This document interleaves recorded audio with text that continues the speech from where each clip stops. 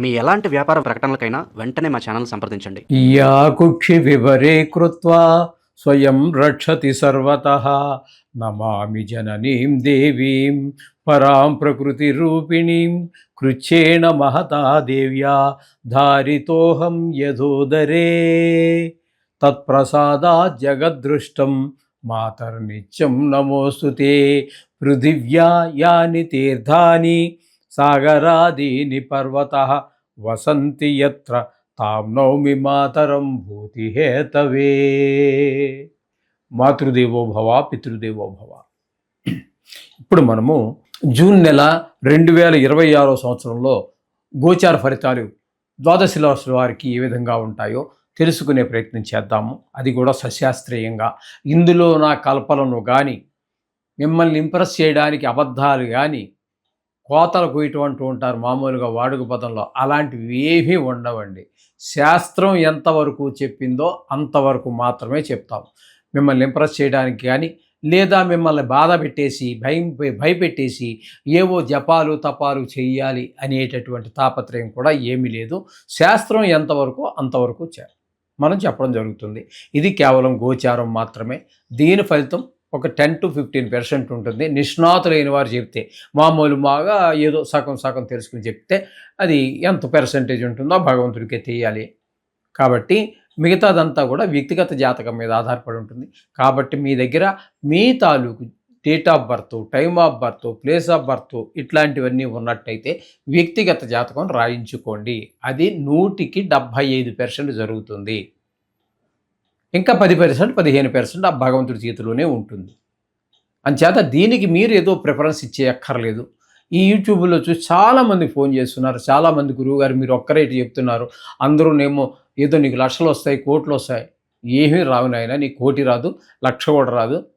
అంచేత అటువంటివేమి నువ్వు భ్రమలు పెట్టుకోవద్దు. నీ శ్రమను నువ్వు నమ్ముకో, దేవుణ్ణి నమ్ముకో, నీ శ్రమను నమ్ముకో, నిన్ను నువ్వు నమ్ముకో. ఇది నేను చెప్పదలుచుకున్నది. అంటే గోచారం ఏంటంటే, ఈ గ్రహాలు ఏంటంటే మనకి రాబోయేదాన్ని సూచిస్తుంది. అది ఎప్పుడు నాకు పూర్తిగా తెలిస్తే మీకు నేను సూచించగలను. నాకే ఏమీ తెలియకపోతే నేనేం చెప్పాలి? ఏదో కథ చెప్పాలి. అంచేత వాటి మీద పెద్దగా ఆధారపడకండి. వ్యక్తిగత జాతకం మీద ఎక్కువ ఆధారపడండి. అది చాలా వరకు నిష్ణాతులు కావాలి. దానికి కూడా గోచారానికే కాదు, జాతకం రాయాలని కూడా నిష్ణాతులైన వారు ఉంటేనే మాత్రమే జరిగే అవకాశం ఉంటుంది. ఇది గమనించగలరు. ఓకే, ఇప్పుడు మకర రాశి వారికి జూన్ నెల 2026 సంవత్సరంలో గోచార ఫలితాలు ఏ విధంగా ఉన్నాయో తెలుసుకునే ప్రయత్నం చేద్దాము. మకర రాశి వారికి ద్వితీయ స్థానంలో రాహుగ్రహ సంచారము. ఇది మంచిది కాదు. ధనానికి లోటు కలిగిస్తుంది. మాటలో కఠినత్వం పెరుగుతుంది. తద్వారా మిత్రులు కూడా శత్రువులు అయ్యే అవకాశం ఉంటుంది. లేదా కొత్త శత్రువులు కూడా పుట్టుకొచ్చేటటువంటి అవకాశం ఉంటుంది. కుటుంబంలో కూడా ఏ విధమైనటువంటి ఆహ్లాద పరిస్థితులు ఉండవు. నేత్ర వ్యాధులు ఉన్నటువంటి వారికి మరింత ప్రకోపించేటటువంటి ఈ అవకాశం కూడా ఉంది. ఈ విధమైన ఫలితాలన్నీ కూడా ద్వితీయ స్థానంలో రాహుగ్రహ సంచారం వల్ల జరుగుతూ ఉంటుంది. ఇక శని భగవాన్ యొక్క సంచారం తీసుకున్నట్టయితే తృతీయ స్థానంలో ఉంది. ఇది మాత్రము చాలా అనుకూలమైనటువంటి ఫలితాలను ఇవ్వబోతూ ఉన్నారు శని భగవానుడు. ఎందుకంటే తృతీయ స్థానంలో ఆయన ఉన్నప్పుడు మన చేసేటటువంటి ప్రతి పనిలోనూ కూడా మన ఇంటిలో వారు, చుట్టుపక్కల వారు, మనం ఎక్కడెక్కడైతే తిరుగుతూ ఉంటామో, ఎక్కడెక్కడైతే పనిచేస్తూ ఉంటామో, ఎవరెవరితో కలిసి పనిచేస్తూ ఉంటామో వారి అందరి యొక్క సహాయ సహకారాలు మీకు అందడం ద్వారా మీరు ఏ పని చేయాలనుకుంటున్నారో ఆ పనిలో దూసుకుని పోయేటటువంటి అవకాశం ఆ శని భగవాను వల్ల కలుగుతూ ఉంటుంది. ఇకపోతే కుజుని యొక్క సంచారం చతుర్థ స్థానంలో 20 రోజుల పాటు ఉంటుంది. అక్కడ అంత అనుకూలమైనటువంటి ఫలితాలు ఉండవు. తదుపరి 10 రోజులు 5వ స్థానంలో ఉన్నటువంటి 10 రోజులు కూడా సంతానం మీద, చదువు విషయంలోనూ ఇబ్బందులు, చెడు స్నేహాల్లోనూ ఇబ్బంది పెడుతూ ఉంటే, చతుర్థ స్థానంలో ఉన్నప్పుడు తల్లిగారు విద్య విషయంలోనూ, అలాగే భూమి, గృహము, వాహనము ఇత్యాది విషయాల్లోనూ ఇబ్బంది పెడుతూ ఉంటాడు. అంటే కుజుడు పూర్తిగా మనకి ప్రతికూలుడే అనే విషయాన్ని మీరు గుర్తించాలి. అలాగే రాహు కూడా పూర్తిగా అనుకూలని మొదటే చెప్పుకున్నాం కదా, అది కూడా గుర్తించండి. ఇకపోతే గురువుని తీసుకున్నట్టయితే 6వ స్థానంలో గురువు ఒకరోజు ఉంటారు. ఆ ఒకరోజు పక్కన పెట్టినట్టయితే ఈ మిగతా 7వ స్థానంలో 29 రోజుల పాటు మనకి ఈ సప్తమ స్థానంలో గురువు అనేటటువంటిది చాలా శుభపరిణామాలు. వివాహం కానిటువంటి వారికి వివాహం అయ్యేటటువంటి అవకాశము, అలాగే భాగస్వామ్యంలో ఉన్నటువంటి వారికి వీరికి మంచి ఏకాభిప్రాయం ఏర్పడటము, అలాగే వివాహం అవటం కానీ కుదరటం కానీ జరిగే అవకాశము, వివాహం అయి ఉంటే వారి మధ్యన అనుబంధం మరింత పెనవేసుకుపోవడం భార్యాభర్తల మధ్యన, ఇవన్నీ జరిగేటువంటి అవకాశం మనకి గురువు వల్ల కలుగుతుంది. ఇక రవిని కనుక మనం తీసుకున్నట్టయితే పంచమ షష్టమ స్థానాల్లో, పంచమ స్థానంలో 15 రోజులు, అలాగే షష్టమ స్థానంలో ఒక 15 రోజులు సంచారం చేస్తూ ఉన్నారు. అది ఈ షష్టమ స్థానంలో సంచారం చేసే కాలంలో ఆయన మనకి శుభప్రదమైనటువంటి ఫలితాలను ఇస్తారు. ఆయన కూడా ఆరోగ్యం బాగుండేలాగా, అప్పులుంటే తీర్చేసే విధంగాను, అప్పు కోసం మనమే ప్రయత్నిస్తే అప్పు పుట్టేటటువంటి విధంగాను ఆయన మనకి సహాయ సహకారాలు అందిస్తూ ఉంటారు. చతుర్థంలో ఉన్నప్పుడు మాత్రం అన్ని ఈ రియల్ ఎస్టేట్కి సంబంధించిన వారికి, అట్లాంటి వారికి అందరికీ కూడా కొన్ని అనుకూలమైన కాలంగా కనిపించదు. అలాగే పిల్లలకి విద్య విషయంలో కూడా కొంత ఇబ్బందిని కలిగించేటటువంటి విషయం ఉంటుంది, గాయాలు అయ్యే అవకాశం ఉంటుంది. ఈ విధమైన ఫలితాలన్నీ కలిగిస్తూ ఉంటారు వారు. ఇకపోతే బుధుని యొక్క సంచారం తీసుకున్నట్టయితే 6వ స్థానంలో ఒక 22 రోజులు, 7వ స్థానంలో 8 రోజులు సంచారం చేస్తున్నాడు. 6లోను 7లోను కూడా బుధుడు మనకి శుభ ఫలితాలను ఇస్తూ ఉన్నారు, పూర్తి ఫలితాలు ఇస్తాడు. 6లో ఉన్నప్పుడు ఆరోగ్యం బాగుంటుంది, అలాగే అప్పులుంటే తీర్చేయగలుగుతాము, ఆ విధమైన ఫలితాలు ఇస్తాడు. 7వ స్థానంలోకి వచ్చిన తర్వాత 8 రోజులు ఉంటాడు. అక్కడ భార్యాభర్తల మధ్యన అనుకూలత, భాగస్వామ్యంలో వ్యాపారం చేసే వారి మధ్యన కూడా ఏకాభిప్రాయము ఏర్పడుతూ ఉంటుంది. ఈ విధంగా తద్వారా వారి యొక్క వ్యాపారం దినదినాభివృద్ధి చెందుతూ ఉంటుంది.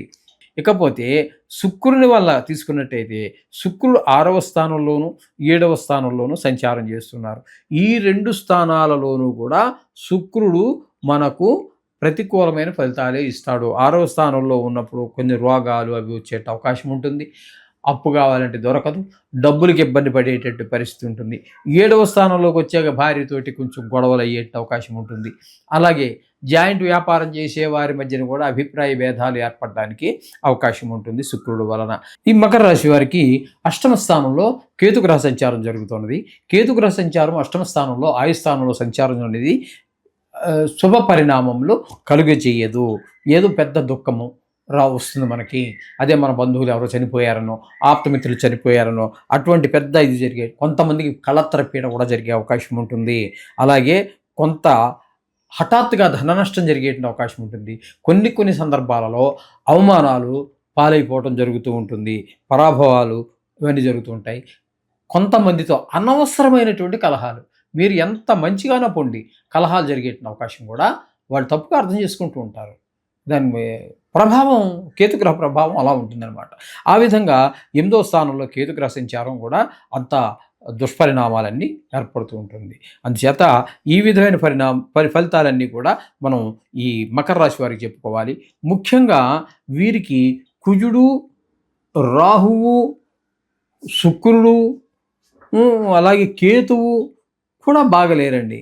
కాబట్టి వీరు మామూలుగా నిత్యం మనం చెప్పుకుంటున్నటువంటి ఆ నవగ్రహ శ్లోకాలు చెప్పుకుంటూనే ఈ కుజుడికి, రాహుకి, శుక్రుడికి, కేతువుకి, మీరు రాహుకి అయితే అమ్మవారి గురించి, శుక్రుడికి అయితే మీరు చేసుకుంటున్నటువంటి సరిపోతుంది. ఈ కేతువుకి మాత్రం గణపతికి సంబంధించినటువంటిది, రాహుకేమో అమ్మవారికి సంబంధించినటువంటిది, దీనికేమో కేతువుకి గణపతికి సంబంధించినటువంటిది చేసుకుంటే, అలాగే తృతీయంలో శని యోగకారకుడు ఏమిటి ఆయనకు అవసరం లేదు, మిగతావన్నీ ఒక నెలలో జరిగిపోయేటటువంటివి. ఇవి ఇలా మనం ఎందుకు ముఖ్యంగా మనం రాహు కేతువులు శని గురించి ఎందుకు చెప్పుకుంటున్నాం అంటే, అవి ఒక నెలలో అటు ఇటు జరిగేవి కాదు. రాహుకేతువులు అయితే సంవత్సరంన్నరకు కానీ ఒక రాశి నుంచి ఒక రాశికి సంచారం చేయవు. అలాగే శని అయితే 2.5 సంవత్సరాల పాటు చేయదు. కాబట్టి అటువంటి ప్రధానమైనటువంటి గ్రహాలు, ఇప్పుడు గురువు కూడా కొన్ని సందర్భాల్లో మనం చెప్పుకుంటూనే ఉన్నాం. కారణం ఏంటంటే గురువు కూడా సంవత్సరం పాటు ఒక రాశిలో సంచారం చేస్తూ ఉంటాడు. కాబట్టి అందుచేత ముఖ్యమైన వాటికి మనం చెప్తున్నాము. మామూలుగా చేసే వాటికి అన్నిటికీ కూడా మీరు నిత్యము చదువుకునేటటువంటి నవగ్రహ శ్లోకాలు సరిపోతాయి. అందుచేత ఆ విధంగా చేసుకోండి, సర్వశుభాలు పొందండి. శుభం భూయాత్.